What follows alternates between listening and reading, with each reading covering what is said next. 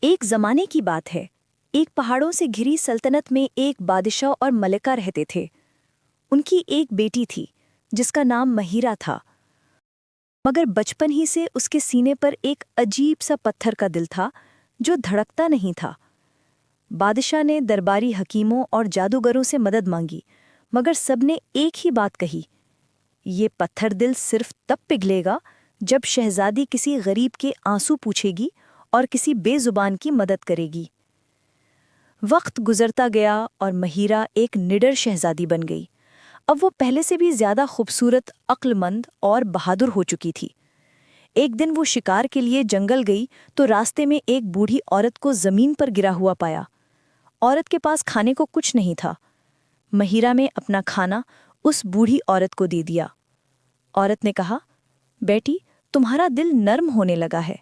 یاد رکھنا، نیکی کا سفر لمبا مگر روشن ہوتا ہے۔ اور وہ اپنے گھوڑے پر بیٹھ کر محل کے لیے روانہ ہو گئی۔ اس رات پہلی بار مہیرہ نے اپنے سینے میں ایک ہلکی سی دھڑکن محسوس کی۔ کچھ دنوں بعد مہیرہ باغ میں گئی تو دیکھا کہ ایک زخمی ہرن زمین پر تڑپ رہا ہے۔ وہ دوڑی، ہرن کی مدد کی۔ جیسے ہی ہرن مسکرائی، اس کے ارد گرد روشنی پھیل گئی اور ایک جنگل کی پری ظاہر ہوئی۔ پری نے مسکرا کر کہا، شہزادی مہیرہ، تم نے اپنا امتحان پورا کیا۔ تمہارا دل اب انسانوں کی طرح دھڑکنے کے لائق ہو گیا ہے۔ پتھر پگھل کر سونے جیسا دل بن گیا۔